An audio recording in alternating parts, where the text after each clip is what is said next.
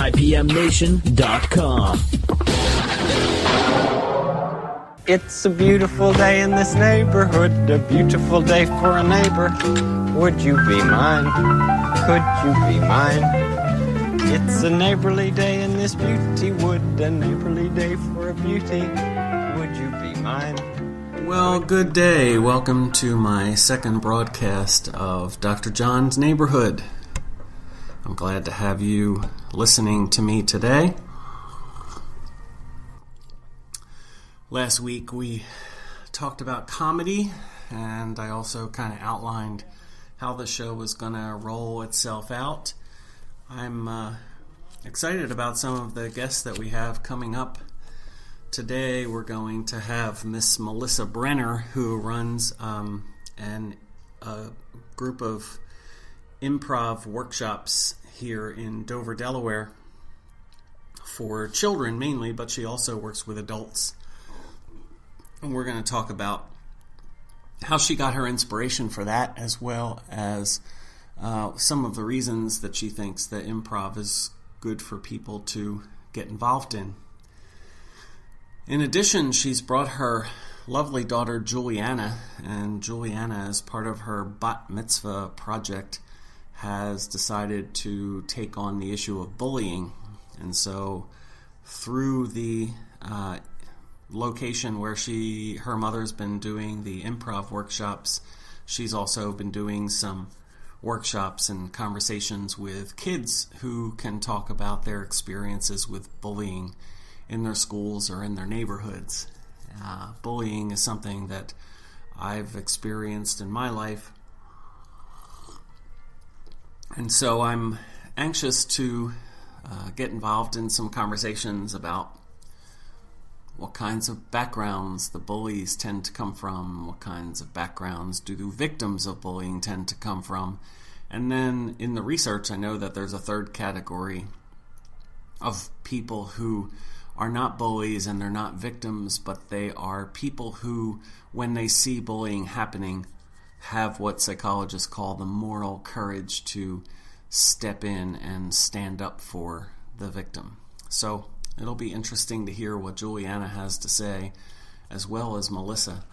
Next week, we're going to be talking with a group of servers at a local restaurant, and I'm also hoping that the following week I can have a conversation with somebody who's a retired Philadelphia police officer. So the idea behind the show, again, is to be talking to people from various walks of life and engaging in conversations about how they go about their day. I think that should be fairly interesting. Today I wanted to talk about an article that I posted on my website, drjohnrich.com, and also on the blog that I have with Psychology Today about positive parenting and how positive parenting can influence the development of your child's brain. It's an interesting academic article.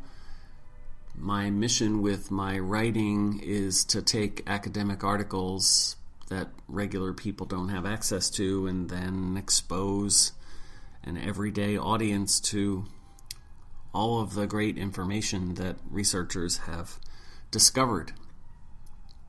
And so in the field of neuroscience, there's been a lot of investigations as to how children's brains develop from when they're tiny little babies all the way until they get older. And it turns out that the ways that parents speak to their children can impact the ways that their child will later process information, their ability to take risks and face challenges without being overly triggered that a failure might be some kind of threat to their global self-worth.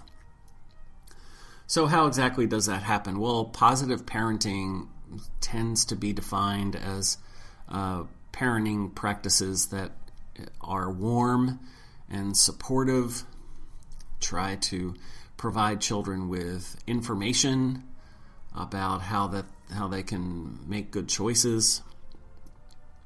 I like to say that when you're a positive parent, you are treating your child like another human being.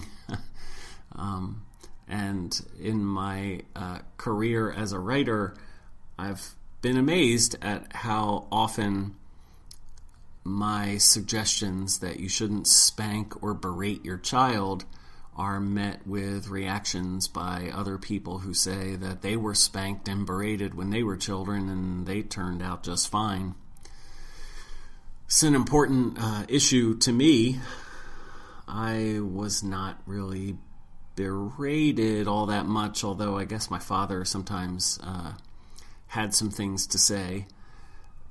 But for the most part, the people around me were supportive of me and gave me compliments. But I did experience spanking along the way. And I've come to realize that children in general are not positively influenced by spanking. In fact, what happens is if a child is spanked for a behavior, let's say that the child doesn't come home when the curfew is supposed to take place and then receives a spanking, the research says that a child who is spanked for that may change their behavior in the short term, but in the long term, all they're incentivized to do is to try to strategize how they can get away with the same behavior the next time they participate in it. And so if the idea is that we're trying to train children how to become successful adults, we're trying to help them internalize a moral code to really not just comply with our values, but to really believe that those values are important, then strategies that only work based on fear and only work in the short term are not really achieving the goals that we have as parents. But positive parenting practices that are warm and responsive and supportive appear to provide children with a secure base to use when they go and explore the world. If you're approachable and your child has some kind of curiosity or question about something, they're more likely to come to you and ask you questions about those things. But if you're somebody who tends to fly off the handle and you get all judgy with them whenever they say anything that is a little bit off kilter, eventually, trust me, your child is not going to be incentivized to come to you. They're going to find other people to go get their advice from. And I don't know, I just feel like with my own children, I would rather them come to me for my advice because I know that I agree with my advice. If they go, to somebody else and ask for their advice, I have no idea what kind of advice they're going to give them. And God forbid they go, for example, and try to get advice about something related to their sexuality from some other teenager. Teenagers don't know really very much of anything. They might know the mechanics of sexuality, but they don't know any of the deeper parts of sexuality and how they can affect us. So, all that is to say that I wrote this article about positive parenting and how it will stay with your child for a long period of time. There's a female writer that you could look up. Her name is Peggy O'Mara, and she has a quote that I've used plenty of times. She says that the way that you talk to your child when they're small becomes their inner voice when they get older. And so if you speak to your child in a kind fashion, if you even reprimand them with an understanding that you're trying to address a mistake as opposed to a person that disgusts you or continually misses the mark, then when they get older and they make mistakes, they're going to be able to look at those mistakes as things to correct. I was on a radio show last night, and the way I said it, I actually like, which was that we need to reprimand our children and address their mistakes, but we need to make sure that how we're addressing them is that we're addressing their mistakes, but we're not addressing them as if they are mistakes. So in my article, I presented a couple different ways that a person could approach their teenage boy who hadn't cleaned up after himself when he came home from school. And in the first scenario, the mom calls him stupid and berates him and tries to make him feel small. And that conversation just de-escalates very quickly into an argument between the mother and the son. In the second situation, the mom is still trying to get the child to acknowledge that they should have cleaned up after themselves, but because of the soft tone and the approachability of the parent, the son was a lot more open to admitting that they had made a mistake. And in some cases, when you approach your child in a positive fashion, it can create a positive bonding experience between the two of you. So here's what I found interesting. It's that on the Psychology Today article, I had a couple comments that people made, and I want to read those to you. Although now I'm seeing that when I try to go to another window on my computer, it pauses the recorder. There might be a glitch there in that recording, and that's what that was.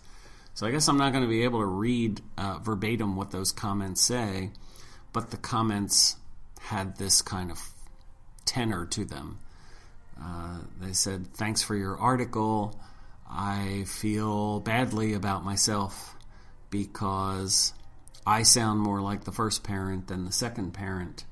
And in the process of their comment, they are basically berating themselves for being a parent who berates their child. Well, what's interesting about that?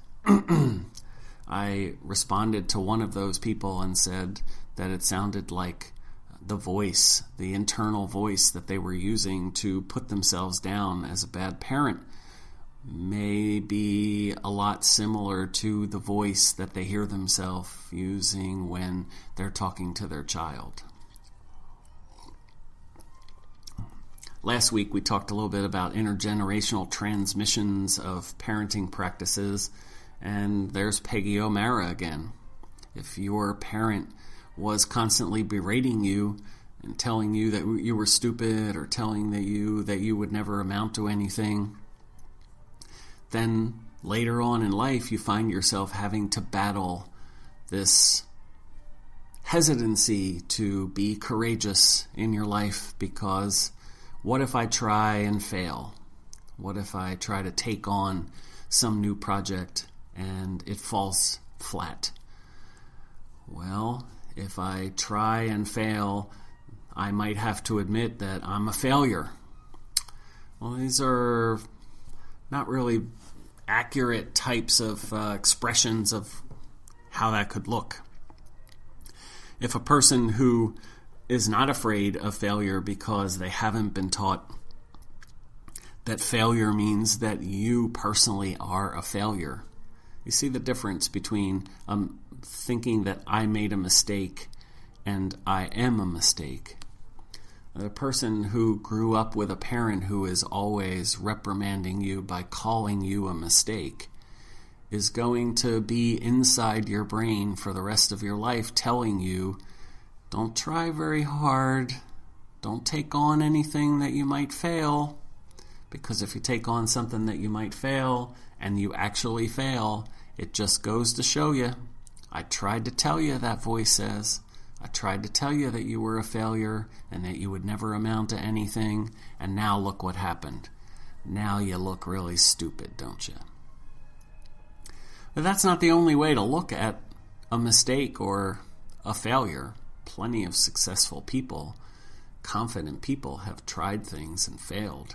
Plenty of stories of business people who eventually were successful but opened one business after another that ended up folding. If the voice that's in your head from your parent is, yes, sometimes you make mistakes, but those mistakes don't mean that I don't love you. Those mistakes don't mean that you are a mistake yourself. Then when it comes time to take on a challenge, it's not nearly as threatening to try hard, because if you fail, then that failure is not seen as an attack on your self-worth. That failure is seen as information that you can use to try again the next time. You understand, okay?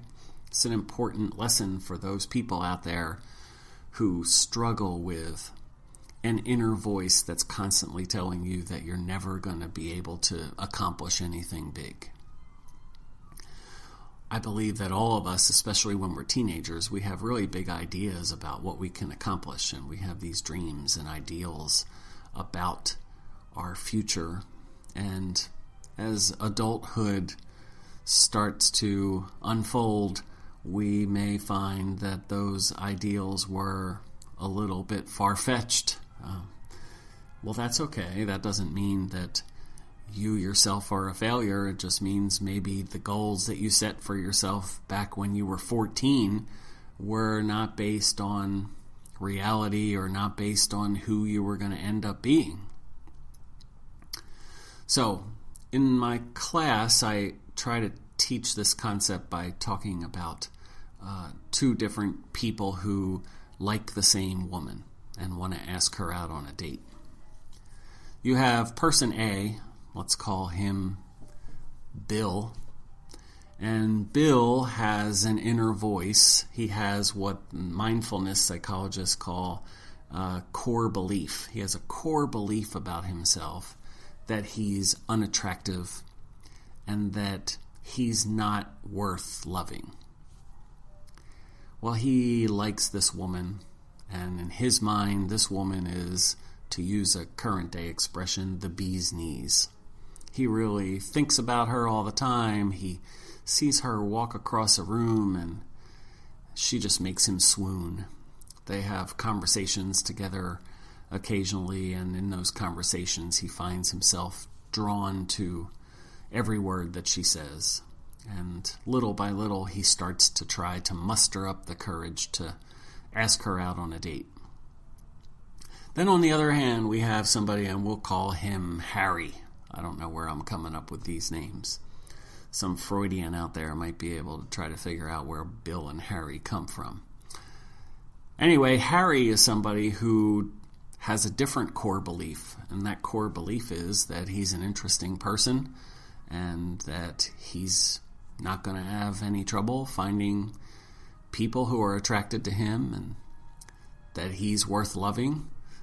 You might imagine that Bill grew up with a harsher set of parents who conflated mistakes that he might have made with his overall worthiness as a human being. And Harry grew up with some parents who used positive parenting practices. Well, it turns out that Harry likes the same woman that Bill likes. We'll call her Betty. I decided on Betty because I wanted to come up with a name that I like, someone that I don't know. I don't know anyone named Betty, so that nobody's going to think anything untoward about me. So Bill likes Betty and Harry likes Betty. Bill is tremulous. He's really worried that Betty might reject him. Why is Bill worried that he might reject him? Because if Betty rejects him, his interpretation of that rejection is going to be, see, I told you you shouldn't have put yourself out there like that. He's going to really get down on himself about Betty's rejection. Whereas Harry, he might ask Betty out, and if Betty says no, then Harry's, he might be disappointed, but he doesn't go back and start hitting himself on the head, rocking back and forth, curling up in a fetal position, thinking about, oh, I must be ugly, I must be uninteresting. He doesn't take it like that. Again, that doesn't mean that he isn't disappointed that Betty said no, but his takeaway from that is perhaps they weren't a good match, or he starts thinking about other women that he might be able to ask out, or maybe he thinks about how he asked Betty out and he strategizes a different way to approach her in the future. So you see, failure is a confirmation of all of our worst instincts if the inner voice is negative, and failure is information for being more successful the next time you try out a challenge if your inner voice is more positive. This is just a very, very important lesson, to be able to acknowledge what your core inner beliefs are. Everybody's got some core inner beliefs that make them feel good about themselves, and when they may find themselves in those areas willing and able to take on risks, and they may find that those risks have led to some failures, and they probably found that those failures were not taken to heart. They didn't take those failures personally. They used those failures to reflect on, what did I do that made that a failure, so that the next time I try out a similar challenge, I have a higher likelihood of success. And every single one of us also has some core negative beliefs. And those core negative beliefs are the areas that keep coming back to bite us. We get an opportunity and we shy away from it. We take on an opportunity, but we don't do it with full enthusiasm. And why might that be? Why might somebody with a core negative belief, even if they take on a challenge, do it in a half-hearted fashion? Well, because if you take it on in a half-hearted fashion and it fails, you have a ready-made excuse. You don't have to say, well, see, this failure just proves that I'm nothing, I'm less than other people. It doesn't have to become a source of self-insult, because you can say, well, I didn't really try hard anyway. This happens in my classes. I occasionally see a student who they're capable of doing much better work than they actually produce, but I sense that the reason that they don't achieve at the level of their potential is that they're scared to try too hard. If I have a test and I'm worried about failing on that test, and I decide to put my nose to the grindstone and study as hard as I can, and then I walk away with a C or a D or an F, any core negative beliefs I have about myself as stupid or unintelligent are going to start ringing out in my ears. They're going to be front and center in my brain, and they're going to reprimand me for having tried that hard, because now I have nothing that I can do except to conclude that my worst fears about myself are actually true. Consequently, you have a student like this who decides to not study until the last minute, or in typical Freudian fashion, Freud believed that there were no mistakes. A person like that forgets that there's a test on Wednesday, or they procrastinate. But they're not really forgetting. Their brain is engaging in what we call self-protective behaviors in order to provide an excuse for failure that doesn't have to hurt so much. So, what do we do here? The study of mindfulness is one that I don't really have time to engage in today, but I'm sure we're going to keep coming back to it. For right now, what I would encourage you to do is to just sit and think about the areas of your life where you feel really confident and the areas of your life where you feel far less confident. And what are the core negative beliefs that are going on in your brain, and where did they come from? Probably they came from your parents or your primary caregivers. Maybe you feel pretty good as an athlete, but you don't like your appearance. Or maybe you think that you're a good-looking person, but you're not very smart. Maybe you feel that your mathematical abilities are really low, and you have pretty low self-esteem about being able to do math. I don't know what it is, but there isn't a person out there who doesn't have at least one area of their life where they've concluded that this is an area that makes them feel badly about themselves. So if you want to tackle those core negative beliefs, then it's really a matter of having the courage to set an intention to go after some kind of activity that is related to the core negative belief. You got to be ready, though, because those demons inside your head are going to start ringing out, going to start trying to talk you out of it, going to start trying to tell you that if you take this on, it's going to come back to bite you. And the idea is to start to recognize that those thoughts in your head are not real. For whatever reason, your parents or your primary caregivers said some things to you along the way that really stung, and you took them to heart, and you ended up with these faulty ideas about yourself as being unworthy in a certain area. You know, when you're children, you don't have the capacity to filter those kinds of negative messages. Here, these adults are telling you a certain thing, or you're interpreting what they're telling you in a certain kind of way, and you walk away from the experience assuming that they're true.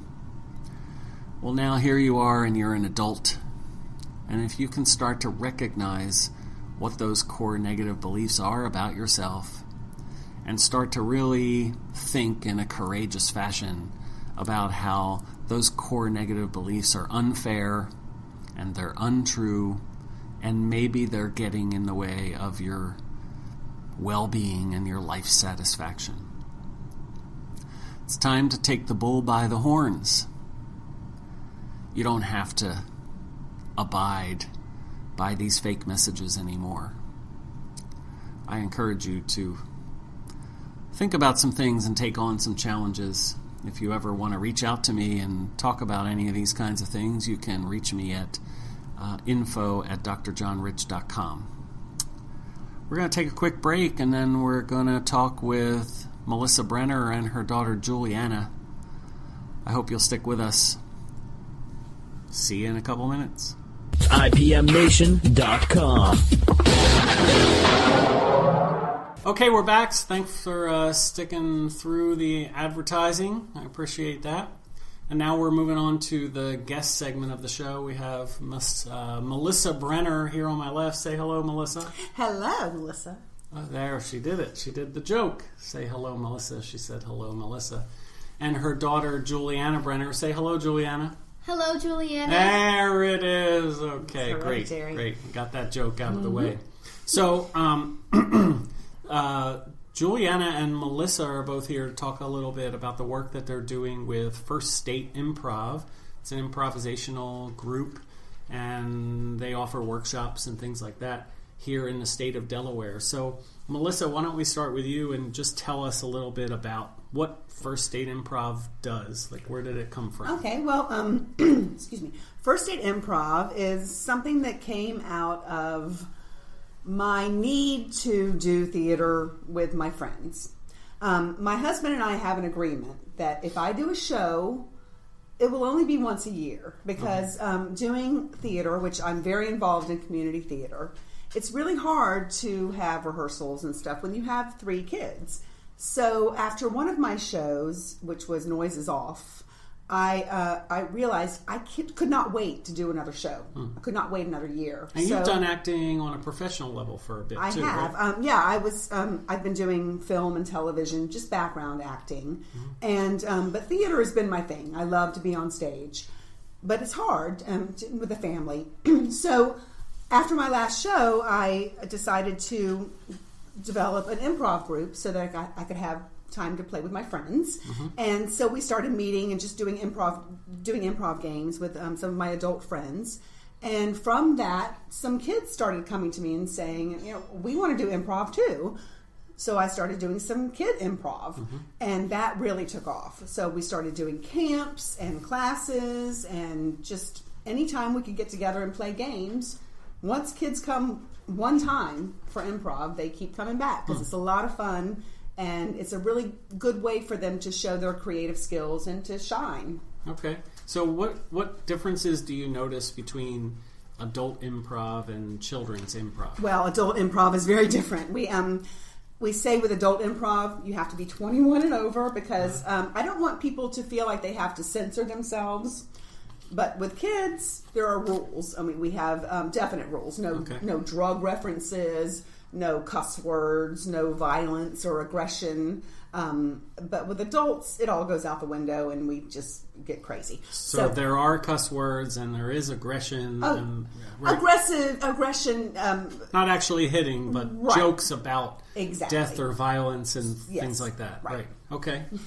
So why is that? When we talked last week with the comedians, we talked a little bit about how comedy sometimes is making jokes about things that in real life aren't that funny. Like aggression isn't funny and dying isn't that funny.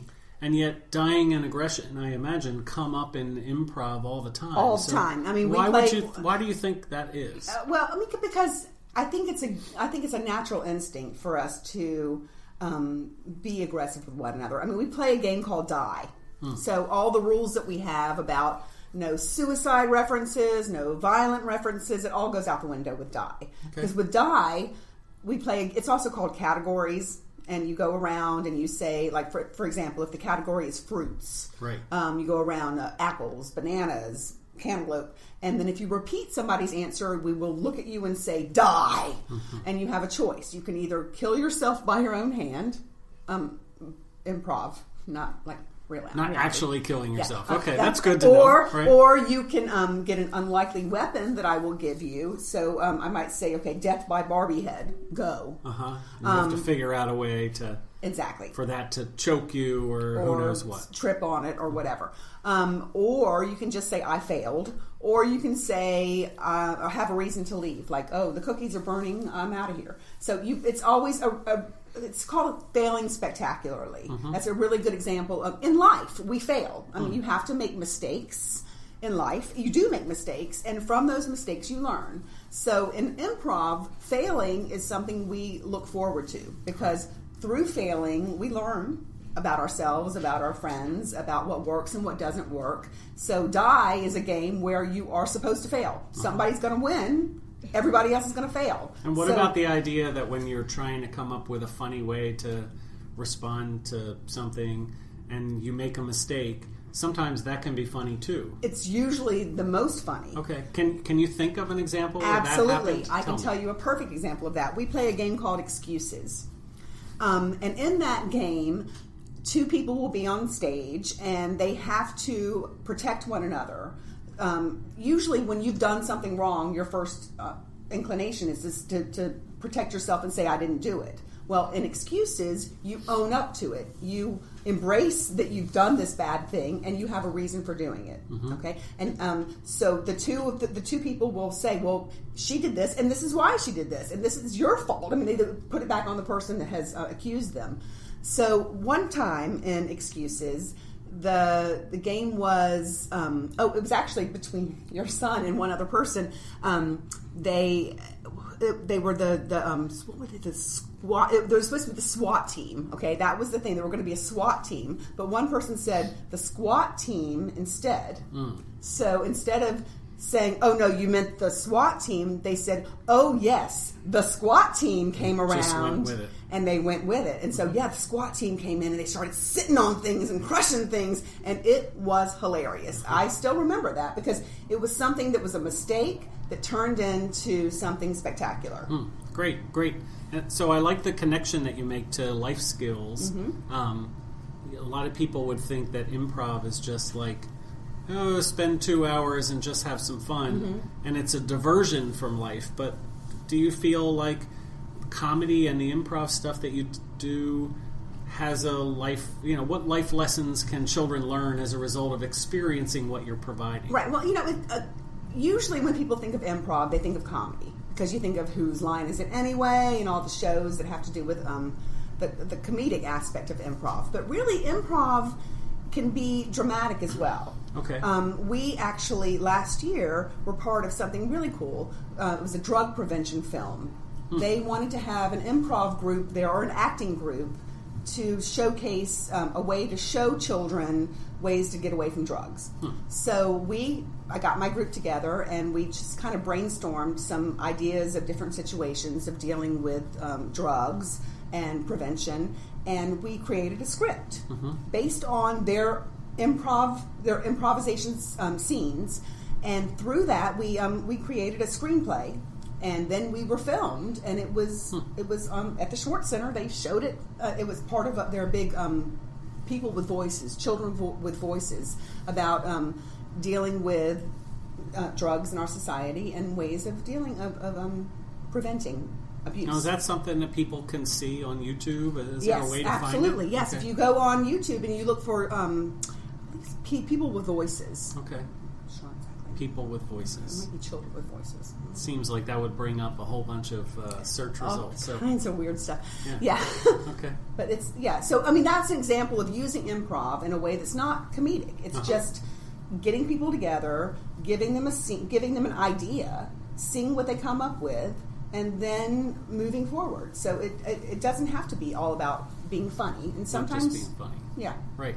And then I can imagine that you might have a child who is shy or introverted, and have you ever had somebody and you could tell they're shy, and then as a result of being in improv they open up in some way? Oh, absolutely. The last time I had an improv was last weekend, and there were 3 new kids, 2 little girls who had never done improv before, and they came in and they were really quiet and really shy. And we had our opening exercise was introduce yourself, but do it as an elderly person. So everybody went around, my name is, whatever. And when we got to those little girls, they were like, can I just say my name? Absolutely. By the end of the 2 hours, they were up on that stage. They were really embracing the fact that they could just be anyone, do anything, say anything, and it was okay. So really the purpose of having improv is a place where people can just come, say what they want to say, be free, no judgment, and we always have a great time. So I think it's just a benefit. You say, what are the life skills? Just getting up in front of a group of people and talking. It can be nerve-wracking. Is a life skill. Yeah, even adults. Number 1 fear. Yeah. Talking in front of other people. Right. If you can get up as a young child and talk to people, it's huge. Yeah. And to not worry about failing. I mean, people are so worried about saying the wrong thing, doing the wrong thing, stumbling over their words, falling down. All of those things can be made into something that is memorable and fun and not scary. Right. Nice. Well, that kind of leads me to, here's Juliana over here. And how old are you? I'm 12. Okay, so I know before the show, Juliana was saying that she was a little bit nervous. Maybe you were worried about failing or stumbling over your words or whatever. So let's break the ice and have you introduce yourself as an elderly person, just like your mom was saying. How would you do that? Oh, what did you say? Oh, because you can't hear. Because she's elderly. What is your name, elderly person? I'm Juliana Brenner. You have a stutter. Where's my meds? Created a monster. Very good, very good. She's definitely your daughter. Yeah. So in line with what you were saying before, like you did this drug film, and that was something positive that came out of it. Yes. Why don't you help me transition over to what Juliana is doing and tell us, like, how did that all... What is it and how did it all play out? And then you can tell me exactly what it is you're doing. Okay. Well, I mean, I started First Date Improv just on a whim with my friends, and then now it's a business. I mean, I'm First Date Improv LLC. LLC? Oh, yeah. Holy moly. So, yeah, it's definitely evolved. The thing about Juliana is she is a very sensitive child. She's my middle kid, and, you know, she is aware of all of the problems in the world. And she is very sensitive to negativity. And when she hears kids being mean to one another or mean to themselves, you know, saying self-deprecating things, it's hard for her. And she would come in my car, you know, I would pick her up from school and she would say, you know, I hate it when kids say this and this and this and this. So she decided she wanted to do something about this. And she has... Can you think of... Let me go over here for a second. Can you think of... Like before you started this anti-bullying campaign that you're doing right now, is there, I know there were all sorts of things that you probably experienced in school where people were not being treated nicely, but can you think of one in particular that really affected you, that like led to you coming up with this idea? Well, one thing I noticed is just in schools, there's just a lot of negativity in general. So I might be talking to a friend and they might say that they're not smart at all and they're never going to be good at anything. But I think a lot of it, like, I didn't like being excluded, and I thought that was a form of bullying, and I didn't want anybody else to be bullied in their lives, so I figured that this would be good for those types of people. Okay. All right. So, go ahead. Continue. Yeah. So, you know, she has a bat mitzvah coming up. And bat mitzvah is a very important time in a girl's life. It happens between 12 and 13. And it's a time where it's a ceremony where they have to learn Hebrew, they read from the Torah. But part of that is they have to have a project. They have to have something... Like a service a community service type of thing, a mitzvah project. A mitzvah is a good deed that you do for the community or for people around you. And so she felt that, you know, this is an opportunity for her to really share some positivity with people, to help people who might not have a group of people around them that will support them, will help them with their problems. So maybe form a group where they can come together, they can talk about their issues, they can talk about what's bothering them, they can say, what would you do if this happens to you? And then there's people that will help them. They will, you know, guide them to some creative solutions. So it's like strategies. A support group? It's a support group, okay. Absolutely.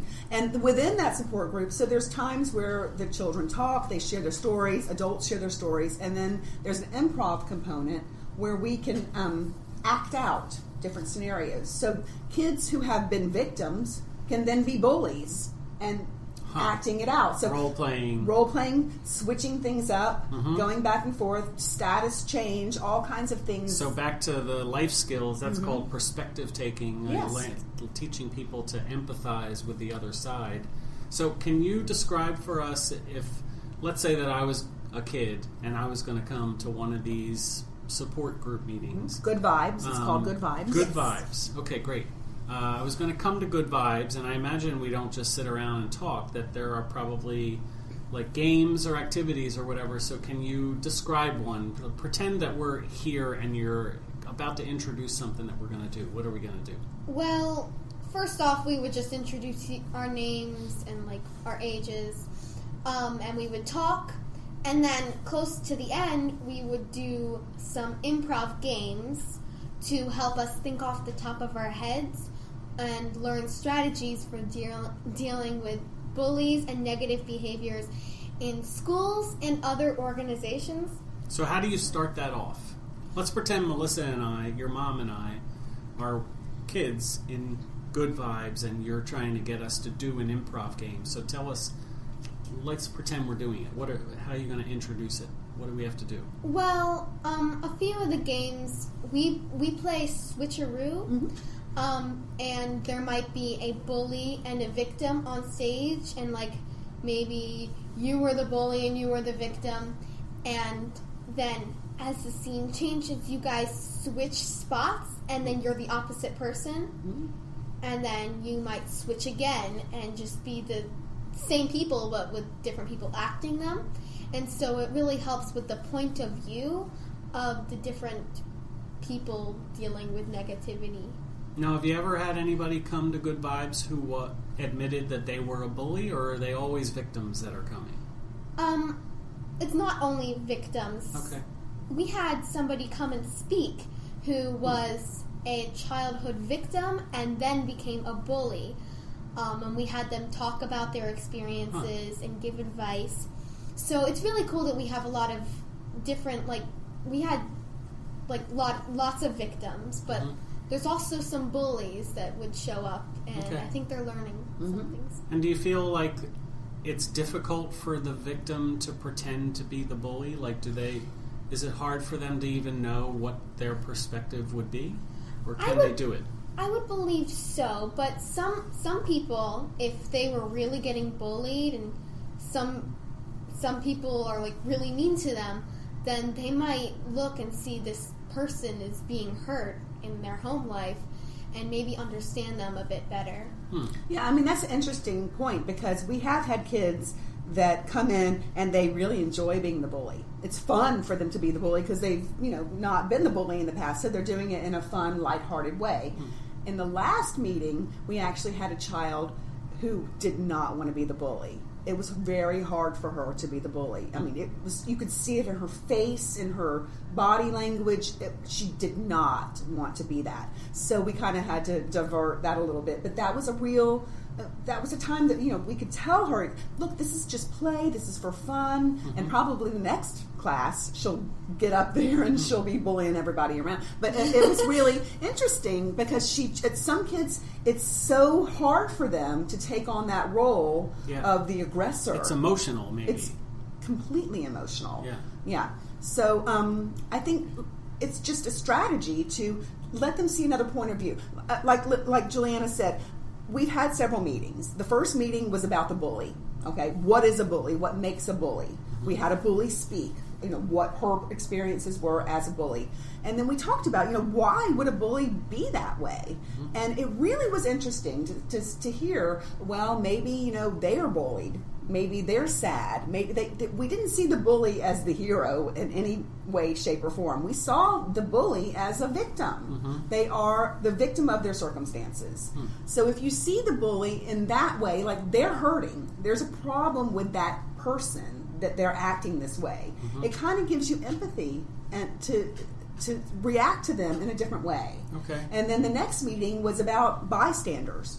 They can be bullies too if they're not standing up for the kid being being a victim. If they're not standing up for themselves or the people around them, if they're siding with the bully, they're the bully. Yeah. So we had a whole conversation about that, and that's something that will continue because through the experience, through talking about bystanders, lots of things came up in that meeting. Rumors. What else? Well, there was. The thing is, if you are just watching somebody bully someone and you don't do anything about it or say anything to the bully or victim, you're considered a bully. If you don't do anything about it and you just watch or maybe even just laugh along with them, that is considered bullying. Well, I mean, it's feeding into the negativity. It's complicit. You're complicit. Exactly. And, I mean, how timely is this? I mean, when you look at the news and you look at what's happening in our society, there's such a need for kindness. Right. And so Juliana's project is all about being kind. Her Torah portion, which is the whole reason why this whole thing came about, when you have a bat mitzvah, you read from the Torah, and the Torah, your portion has to do with the week that you're doing your bat mitzvah. Hers happened to be kindness in the face of diversity, adversity. So let me have you tell us about that. Yes, tell us. What was the Torah portion exactly? Is it a story from the Torah? Is that what you're trying to say? Well, not really. Okay. It's just about being kind to one another, and even through tough times, and just to be kind, because being kind is very important. Because if you didn't have kindness, then a lot of things wouldn't come around in our world. You have to be nice to one another. Mm-hmm. Okay. So I want to talk, we're going to need to wrap up pretty soon, and I happen to know, first of all, as a psychologist, that this work that you're doing where people are kind of role-playing the other side and putting themselves in imaginary situations to try to think about strategies is something that therapists use all the time. So I might go to a therapist and I'm having trouble, and we find out that the reason that I'm having trouble in some situation is because of the way my father used to talk to me. A therapist might have me pretend that my father is sitting next to me and have me have a conversation with him. And even though that sounds corny and it sounds like it might not work, like, it does you work. can actually start to really get into it and pretend that person is there, and it can get quite emotional. So you're doing something that I think is a pretty valuable service that is based on some pretty sound therapeutic techniques. The other thing is that the research talks about in the bullying relationship that it's called the bullying triad. Okay, so there are three people that they tend to talk about. One is the bully, and the other is the victim. Those are the two obvious ones. And the research says that, and I was bullied when I was younger by a guy that I still have trouble thinking kind things about, whose name was Greg. I know Adam. Yeah. Oh, I'm sorry. Anyway, so it turns out that the bully and the victim tend to come from a similar situation. Like the bully comes from a situation where the parents aren't really that nice to them, maybe use some physical punishment or whatever, that the parents aren't treating them very well. And the victim tends to come from homes like that as well, where the relationship with the parents is negative. The difference is that the bully is taking his or her frustrations out on other people, and the victim is taking it out on themselves by becoming passive. Yes. So you've already talked about how the bully might come from a hurtful environment or something like that, but the research says that the victim is part of the problem too, in that the victim is allowing the bully to do what he or she does. So have you dealt with that at all? Like, what are some things that a victim can do to try to stop what's going on? Well, what I hear a lot is when people tell someone to ignore a bully, I don't really think that helps. I think that they really should stand up for themselves and even have some backup from their friends and just tell, like, an adult. It doesn't have to be a teacher. It can be, like, their parents. It can be, like, a friend's parents if they feel comfortable talking to them. And that'll actually make a huge difference in the bullying if they actually speak up about it. So what about somebody who's being bullied physically, like a boy, and then there's another boy who's bullying them and like hitting them and stuff like that? Would you advocate that the victim punch back or get into a fight, or would you say that's not good? That is not good, because if you punch back, it's bullying because you're hurting the other kid. It's better to tell them to stop and not touch you, and then like go away and go tell an adult that somebody's hurting you and like hitting you. I've heard other people say that one thing that a victim can do is if you're somewhere where there are other people around and the bully comes and hits you. So I'm going to pretend Melissa is my bully and she hits me. So hit me in the, right? And there are other people around. Where can I hit you? Just in the arm, right? Why did you hit me? Ow! Like that. Because you're so weak. Right. But like calling attention to the bully requires that everything stay secret. Right. And the way that the victim keeps the bully from targeting them is because the victim doesn't want to be a tattletale. The victim doesn't want to... true. Right? Call attention. But you can tattle without going and talking to the teacher by just yelling something out or... having an insult or something like that. So and that actually came up at the last meeting. We had a discussion: what is tattletaling versus speaking up? And there's a huge difference. I mean, if you're just telling to get someone in trouble and it has nothing to do with you, right? that's tattletaling. But if you are speaking up because you have been wronged or someone else has been wronged, and you want to make sure that an adult knows what's happening, that's not tattletaling. That is speaking up for people. And that's where we are. That's where we have to be. And since kids need to learn how to be adults, like in the adult world, adults don't really hit one another. And if they do, they get sued or they get put in jail. And so the fact that kids are hitting other kids or insulting other kids or saying inappropriate things, like the bully needs to learn not to do that, or they're going to get in trouble when they get older. And the proper thing for somebody who's the target of somebody like that when they're adult is you tell the boss or you call the cops. Like, that's what people do. Yeah, but you know, it's not, the cops don't come and say, don't be a tattletale. Right. They come and they take care of it. But bullying is not just about aggressive behavior. Mm-hmm. I mean, a kid can say something that's hurtful and then turn around and say, I was just joking. Right. And that's definitely come up in our meetings. There's kids that say, oh, I was kidding the whole time. Meanwhile, they've hurt people's feelings, and they don't realize that their jokes or their sarcasm is hurtful to people. So to be able to call them out on that and say, you know, I know you were kidding, but that hurt my feelings. To be able to speak up for yourself and say, no, it's not funny. You know, and the bystanders that laugh about that and say, why are you laughing? Yeah. Yeah. So, you know, I talked about three people. So you got the bully and the victim, but the other person is the person that they call the person who can exhibit moral courage. So moral meaning like doing the right thing, and courage meaning doing the courageous thing. So perhaps your sister, who's been sitting quietly here at the table, say hi, Lillian, if you're comfortable doing that. In your elderly voice. Nope, she won't do it. She's scared. Well, let's say Lillian is there and she sees your mom and I, and she's bullying me.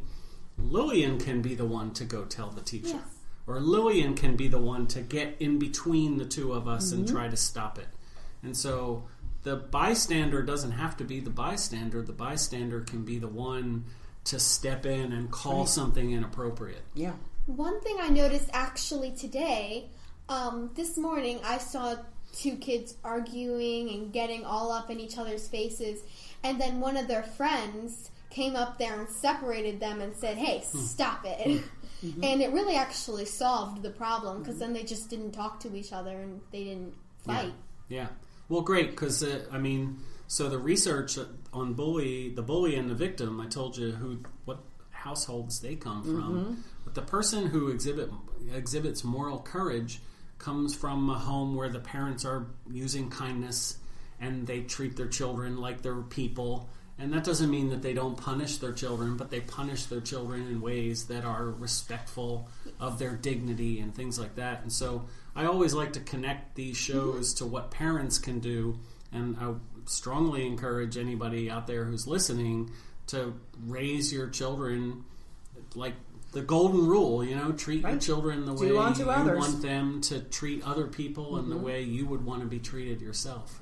Yeah. So anyway, thank you. The city of Dover and whoever else you end up meeting is, I'm sure, they don't even know how thankful they might be for the kind of seeds that you're planting out there. And and then the improv work that you're doing. So let's do some quick plugs. We need to finish. Okay, but I want her to quickly to talk about her kindness challenge. Okay.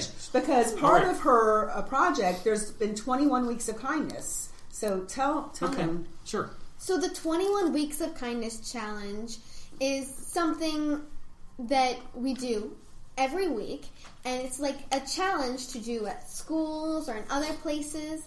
Like this one is to make contact, like say hi to people in the hall, or just like give a high five, or even just call somebody on the phone that you haven't talked to in a while. So I think it's really cool to have each week a different goal to meet. Okay. Fantastic. So the people who are listening to this show are probably mostly adults. So give the adults who are listening a couple other ideas. If they wanted to do something kind this week, give them a couple concrete ideas that they could take away from the show that might make them feel the kind of satisfaction that kindness makes us feel. Well, one thing you can do is if you see somebody struggling with something like at a grocery store, like maybe they can't reach something on a high shelf, maybe you can help them out a bit, and just if somebody needs help in general, you should help them because it'll make you feel better and make them feel better, and it's just like a win-win. It spreads. Kindness spreads. And I find that in life, I carry myself in a positive manner, and I find that there's positivity everywhere. I'm surrounded by people that are generally happy and kind and helpful, and I think that if you carry yourself that way in life, you're going to attract that kind of for those kinds of people. If you are angry and negative and hate everything, you're going to be surrounded by negativity. I do think that you put out energy, and that's why Good Vibes, and that was her idea for the name of her thing. Good vibes really do generate, and they are helpful for other people. So it's a beautiful thing, and kindness matters. And we had a couple of slogans. What were the? I think it's cool to be kind. And what was the other? Good vibes make good lives. Yes. Yeah. It rhymes. It does. Yeah, and that was somebody from our group that came up with that. A little kid, like an 8-year-old, came up with that one. Nice. So if people who were closer by wanted to find you or find what you were doing and send out positive messages supporting you or whatever, is there a place on the internet or social media? Actually, there's they can go onto First State Improv. It's a group on Facebook. Nope, it's a group on Facebook. If you go on Facebook and you just put in First State Improv, everything that we do comes up on there. Great. Specifically, if you join the group called Good Vibes, Juliana's Kindness Project, you'll find out everything about her upcoming meetings. We actually have something that we're doing tomorrow. We're making posters to go into schools and libraries and organizations, just spreading the message about being positive and all about the upcoming events. Okay. She has a variety show that she'll be hosting in April. We have some awesome talent lined up for that, and some improv, and that's just going to be a charity. It's going to be a benefit to give money back to some charity that will be some kind of an anti-bully campaign. We're still looking into that. I think there's Stomping Out Bullying is one that we're looking at, and there's a few others locally that we would like to see some money go towards, so that to help the bullies and the victims. But I think we really need to help the bullies. We need to help people see that this is not the way to be in our world. And this is not the way to succeed in our world. So if we can have a little, bit of an impact on showing that kindness counts, it will make an impact on our world. It's nice. In fact, some of the research that I've read about how you can get bullies to change their ways involve having them role play the side of the victim, which is exactly what you're doing in your thing. So for a 12-year-old girl, it's pretty amazing. If you're out there and you're nowhere near the Dover area to be able to attend these kinds of things, I'm sure you could reach out to the Good Vibes page and offer a donation, or if you didn't want to offer a donation, just some kind words to encourage these two women. Well, one's a woman and one's a girl, but these two people here who are trying to spread the love. So anyway, thanks very much for being on the show. This will be next Friday that it'll air, and then it'll be on demand, so feel free to tell people in your own social media about it. Next week, when you tune in, our guests are going to be some servers from the restaurant down the street who are going to be talking about what it's like to be a server in a restaurant, and some focus on... And to have you as a customer, that might be really... They're all female, and they're going to be talking about sexual harassment. Really? How frequently they have to put up with that in their jobs. So that should be a pretty good...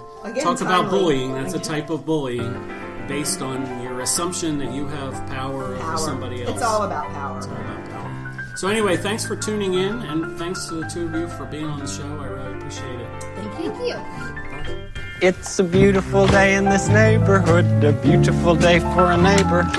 Would you be mine? Could you be mine? It's a neighborly day in this beauty wood, a neighborly day for a beauty. Would you be mine? Could you be mine? I have always wanted to have a neighbor just like you. I've always wanted to live in a neighborhood with you, so Let's make the most of this beautiful day. Since we're together, we might as well say, would you be mine? Could you be mine? Won't you be my neighbor? IPMNation.com